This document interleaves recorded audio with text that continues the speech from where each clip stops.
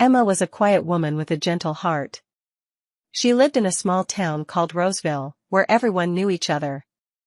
Emma worked at the local library, surrounded by books and stories of love and adventure. But her own life felt different, far from the tales she loved to read. Every morning, Emma walked to the library, passing by the same houses, the same streets. She smiled and waved at her neighbors, but deep inside, she felt a longing. A longing for something more, something that would make her heart race and her eyes shine. Emma had a secret. She was in love with James, the kind and handsome man who owned the flower shop next to the library. James was always cheerful, with a smile that could light up a room. He often brought Emma flowers, saying they were leftovers from the shop.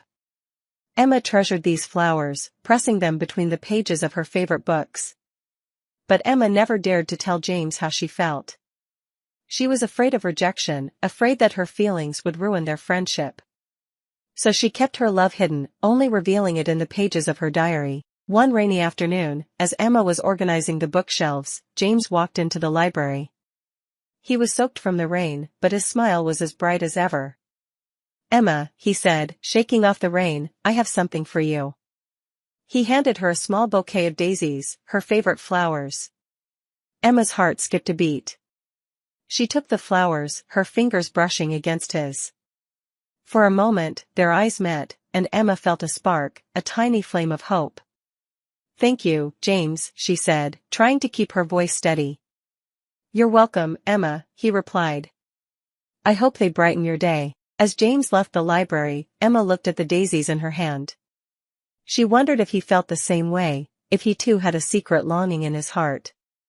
That night, as she wrote in her diary, Emma made a decision. She would find a way to tell James how she felt. She didn't know how or when, but she knew she couldn't keep her love hidden any longer. Emma closed her diary and looked out the window.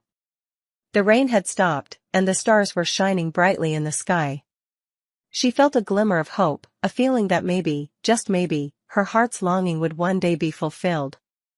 The days passed slowly for Emma after that rainy afternoon. Each morning, she would find herself glancing at the flower shop, hoping to catch a glimpse of James. And each day, her heart would ache a little more with the weight of her unspoken feelings. One sunny Saturday, Roseville was bustling with activity. The annual summer fair had arrived, and the town square was filled with stalls, music, and laughter. Emma decided to take a break from her usual routine and visit the fair. She hoped the lively atmosphere would lift her spirits. As she wandered through the fair, Emma admired the colorful decorations and delicious aromas wafting from the food stalls. She stopped at a booth selling handmade jewelry and picked up a delicate silver necklace with a small heart pendant. It reminded her of her own heart, fragile and full of hope. "That's a beautiful piece," a familiar voice said from behind her. Emma turned around to see James, his eyes twinkling with warmth. "James? I didn't expect to see you here," Emma replied, her cheeks flushing with surprise. "I couldn't miss the fair," James said with a smile. "Are you enjoying yourself?" "I am," Emma nodded. "It's nice to have a change of pace." James glanced at the necklace in her hand. "That would look lovely on you, Emma." Emma blushed again and carefully put the necklace back on the table. "Thank you. It's very pretty." James picked up the necklace and handed it to the vendor.